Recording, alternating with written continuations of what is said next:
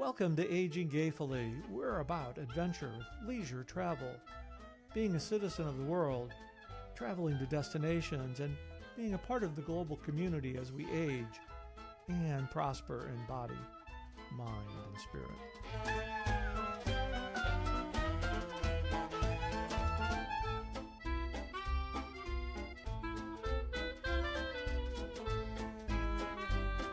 Welcome to Aging Gayfully. I'm Josh. And I am Chris. Good day to Josh. Good day, sir. I have a question for you right off the bat here. Oh my God. It's early in the morning. Goodness. Are you ready and willing to sell your bowling trophies so that you can move out of the country? I don't know. While I do want to move, I don't know if I want to sell something that is meaningful to me like that. So I don't Yeah. know. I'd have to think about that. Why, pray tell, are you asking me this question? Well, Greg Louganis, Oh, the yes. the four-time Olympic gold medal winner and one-time silver medal winner, 65-year-old Greg Louganis. So He's just a he couple of years younger than me and a couple of he's in our years yeah, older than you. he's in our demographic. He has sold his medals, sold his house in California, many of his other possessions, and he is moving to Panama. Wow. I did see a little bit of a headline about that he was doing that. I mean, I get the concept about, I mean, I'd like to sell everything and move to Spain or Portugal because if I make that move, I don't want to. I just want to take the bare minimum. But what was there any other details relating to his move? Well, I looked around, and the only thing that I'm seeing that he's saying is that he's moving to a new country for a fresh start to rediscover himself without all the noise of whatever's going on. I haven't seen anything where he's getting very specific. Now, I can imagine because he has been an outspoken advocate um, for LGBTQ rights and also HIV/AIDS awareness. Um, I can imagine that's in no small part why he wants to move, but he's not expressly said anything that I could find. Now, listener, if you can find something that in a little news article tucked somewhere, I'd be happy to hear it. But he's just saying that he just wants to discover himself or rediscover himself or make a fresh start. Well, I certainly get that, but I think the underlying comments here is relating to the signs of the time that we're living in. Mm-hmm. And I think uh, most of us in the gay community are just a little bit concerned Yeah. uh, uh, where this Christian nationalism is going in America.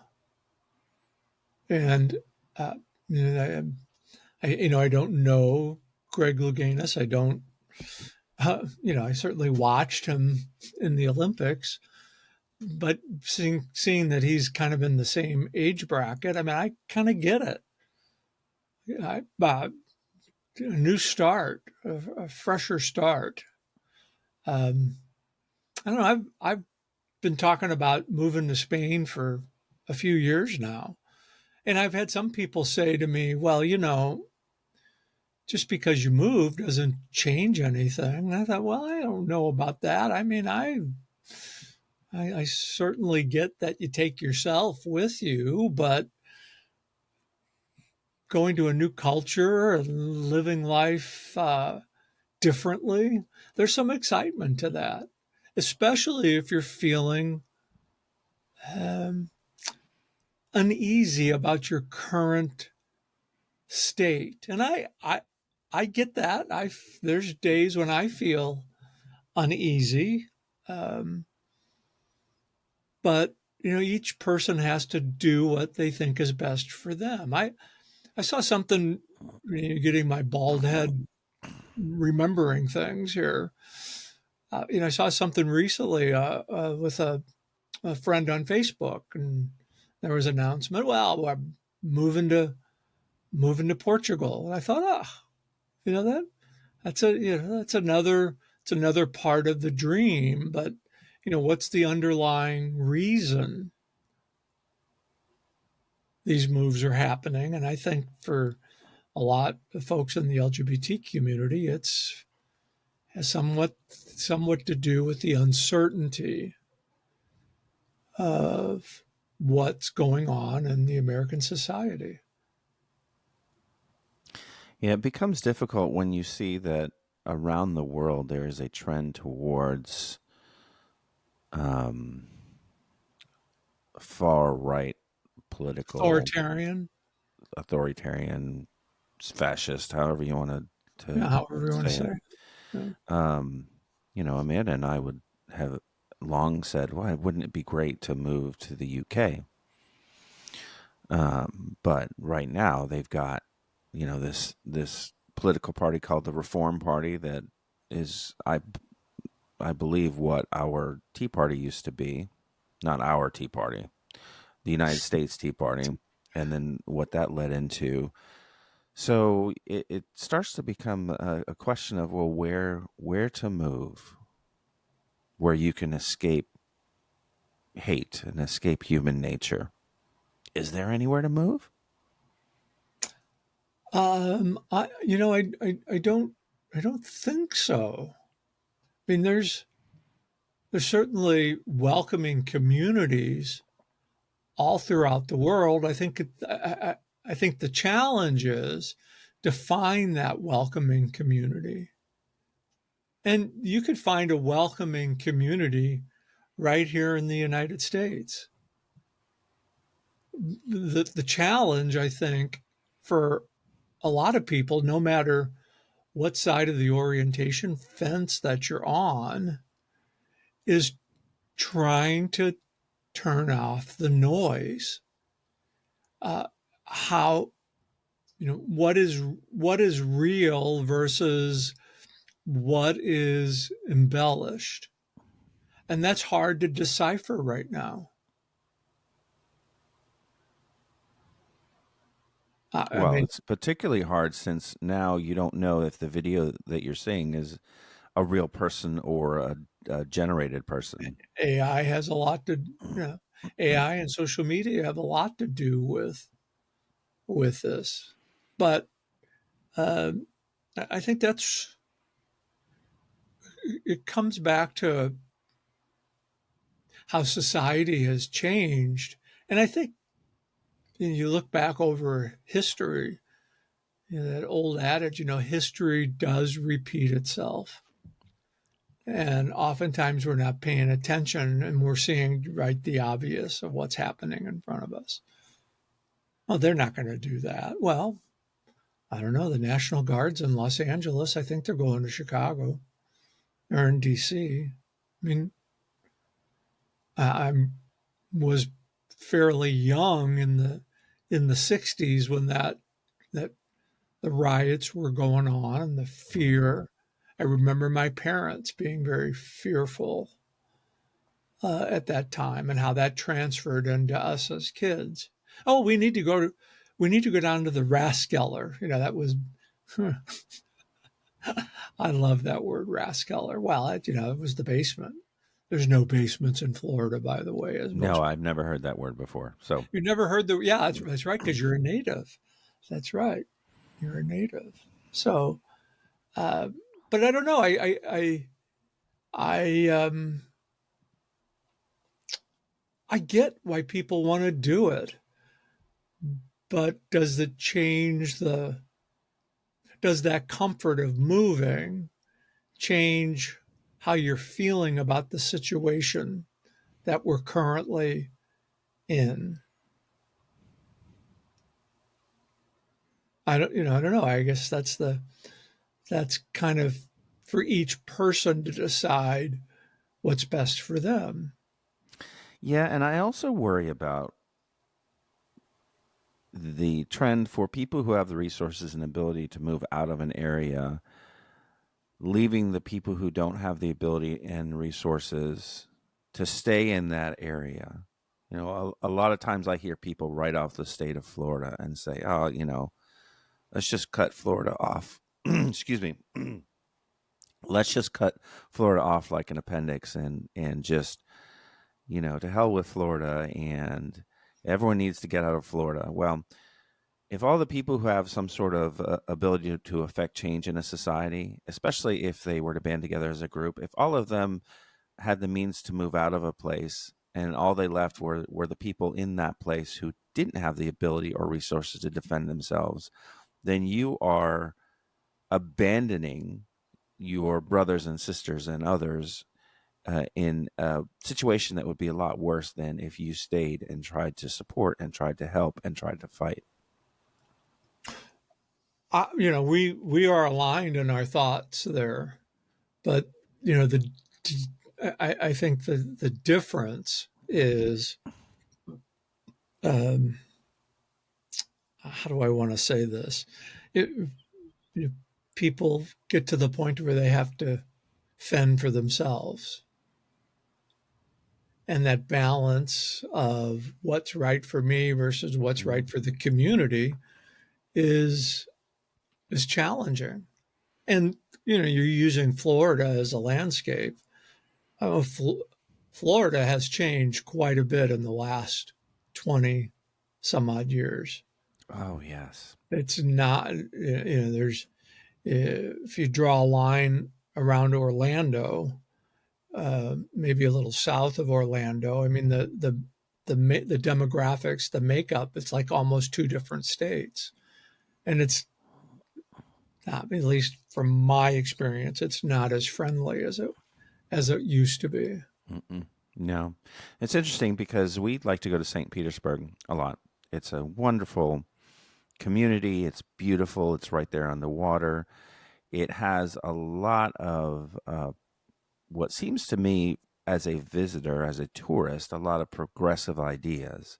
Very, very large stretch of the city. In fact, a street, and it escapes me what it's called, with a lot of shops and boutiques and restaurants that are owned by Walkable. people.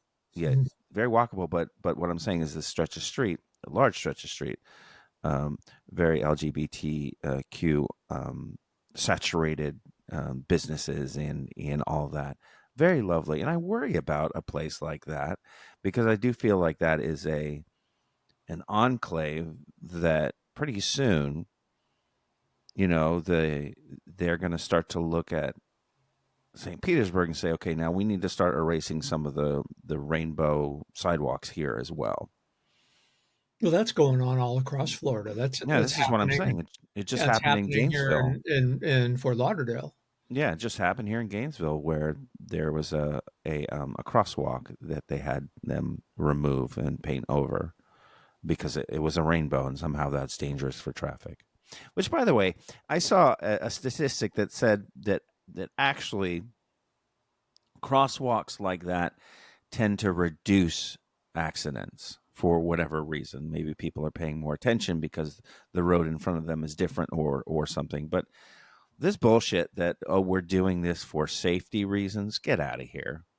Get out of here. At least show enough creativity to come up with an explanation that works, that makes a little bit more sense. So, places like St. Pete that I think are lovely and very accepting and affirming, I worry for them in the state of Florida, as we're talking about how Florida is changing rapidly. Yeah, yeah. Well, I think the that concern goes across the board. Um, I don't know. There's so much change going on rapidly that you just kind of tend to wonder, where all this is going and who's. I never really thought about this until the last year or so, but who, when is somebody going to get hurt? Hmm. I mean, that's kind of the fear, and that's fear gay people have lived with most of their life. And then all of a sudden, there's a permission that it's okay. Well, it's not okay to hurt anybody.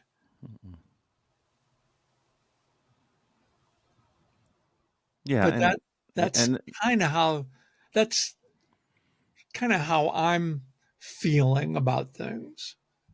So I get why Greg Louganis would want to do that on a variety of reasons. And it could not even be related to current events, but I'd be willing to bet my non-winning $1 billion Powerball ticket that I didn't cash in last. But I'd be willing to bet that that's part of it. So absolutely, I absolutely. just so you know, Josh, if I had gotten the 2 billion, I still would have signed on to record this podcast today with you. Oh, your I generosity just knows I no just wanted bounds.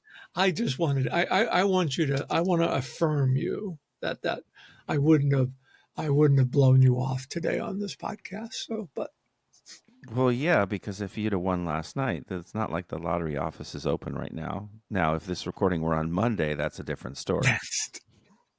yeah, I might be in Panama by then. So Which, by the way, is Panama. How are they doing on LGBTQ rights? I don't I'm know. did not know that they were. I'm not here. Listen, any Panamanians listening right now, or the government of Panama, I am not here to. I'm not trying We to just shine we you just off. I'm just. we just want to know. I just want to know. I just want to know. Our thing. If it weren't the UK, our thing was, well, maybe we just go up to Canada because we wouldn't even have to. We could drive to Canada and take all of our stuff. But now that I understand that Canada is going to become the 51st state, maybe that's not going to be what we're going to do. That will never happen. That's just bluster. Canada will join the European Union before they become a 51st state. And I have Canadian roots. All as I would have to do my father was born in Canada. My grandparents were born in Canada. I have the lineage, but if I was to go to Canada, I would. In fact, I just had a friend that moved to Canada, her and her husband. Really, whereabouts in Canada? That's interesting. A little bit north of Vancouver. Oh, okay. Guess what? Road trip? No, I was born in Vancouver. I thought you were born in South Florida. No, I lived most of my growing up and into my 30s in South Florida, but I was born in Vancouver, Canada. So you're what the hell? What's your question? Sir, was that a question? Yeah, well, it's like, well, yeah. I mean, it's like, what the hell? Why aren't you just like packing up and going? Well, I've got family here. See, that's Yeah. the thing. We're talking about community and we're talking Mhm. about things that Oh, well, that you we, made it. Yeah, I it, get you it. know. But So I've got how my did I two. miss that? How did I miss that? Maybe that's why we connect so well because we have the same roots. Yeah, I don't know. Now let's be clear. I was born in Canada to American parents who were fleeing the draft. So I'm not going to say I have roots in Canada. It's just that that's where I happened to be plopped out onto the cement as I was in Canada. Um, but where you're born is where you're born. So I do have a Canadian birth certificate, and I'm sure that if I paid a few $1,000s to some law firm, they could sort out the citizenship for me. Easily. Well, it's the few $1,000s part, That's the $2,000 part. Yeah. That's the problem. But no, I looked into it, and in fact, one of my brother asked me a couple of months ago. He said, "Well, if you were going to pick up and move here in North America, where would you go?" And I said, "Well, I would most likely go west, um, but I'd also take a real close look at British Columbia. Yeah. Yeah. I know it's quite expensive, but and we all have. I've always had this dreams of wandering and being a nomad, like I was when I was bowling 40 some odd years ago. I miss that. I just you say that, and I imagine you just wandering on a sidewalk. Who's that bald guy just walking up and down this sidewalk? Well, Someone see if he's okay. yeah, it's funny. Again, my conversation with my brother, we were talking about um, a friend of his who lost his wife. Hmm. And of course, I know these folks from 50, 60 some odd years ago, but we were talking about um, one of the things that he's doing is to walk every day, and he's Hmm. become obsessed by walking, um, you know, 30,000 steps a day. And I said, I had said, I'd love to walk 30,000 steps a day, but it'd have to be in Barcelona or Madrid or Yes, Rome or not on a I can't, treadmill. I can't walk 30,000 steps around my condo. It's like boring, but, but I could see doing that for sure. Sure, sure. Well, we'll see. We'll see if things come to a point where the smaller part of our family says, okay, it's time for us to hike up to Canada. But, we have roots here, and I've got two Roots. adult sons who live here that I'm not anxious to move away from. So we will just see. And part of the point that I was making earlier is that, and that you made as well, is that community is so important, and community can take you through. In fact, might be the only thing that can take you through living in Well, tough times. I agree. I mean, it's, um, community is really what binds people together. And we have really the three pillars of life. We've got our family, our community, whether it's a church or whatever that part of that community that you're with, and your work environment. Those are kind of three pillars that really need to be. Well, I shouldn't say need. I said those are the pillars in life that we look for support. And if one of those is out of balance, then Mhm. you're out of balance. And that's for LGBT people, being a part of a community in the strictest sense, the LGBT community, there's kind of an understanding there, even though there's different personalities, different experiences, but there's an innate knowledge that we all share. And that's why it's so important to be connected with a supporting community. Mhm. Mhm. I mean, as I see a lot of debates about, um, uh, well, let's take an example of service-driven industries. Well, they don't want to. Well, they don't want to serve an LGBT client. Well, why would I want to go to somebody that didn't want to serve me? I mean, there's kind of like two sides of the coin there. I mean, I would rather know up front whether or not somebody wants to work with me or they have a prejudice. I'd rather get that up front out in the open now Mhm. rather than digging into whatever type of business professional relationship. There's a couple of uh, professional relationships that are about to evolve in my life.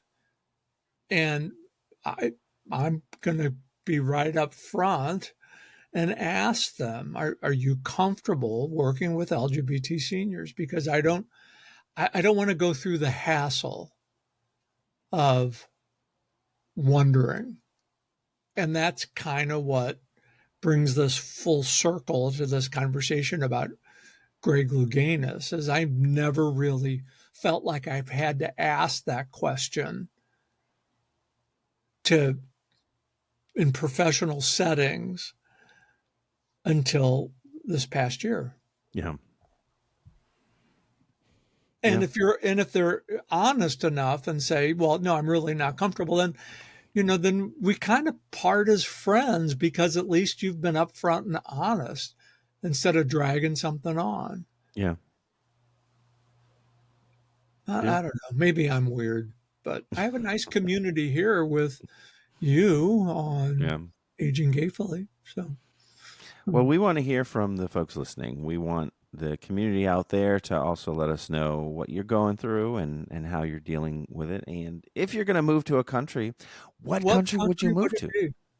Yeah. How can folks get in touch with us? They can email us at yesiam at aginggayfully.com. That's yes, I am at aginggayfully.com. And you can subscribe right here on YouTube to get updates on content that Josh and I are creating. And we've got some new content about to hit the airwaves about golden men and two very prominent LGBT authors that we're working with. And, we're just living the dream. Oh, yes. Living the dream. Every now and again, waking up with the night terrors, but it's okay. It's okay. It's okay. All right, Chris, until next time, you take it easy and you be safe and you get your steps in. Getting my steps in. You got it. Good seeing you, Josh. All right, bye.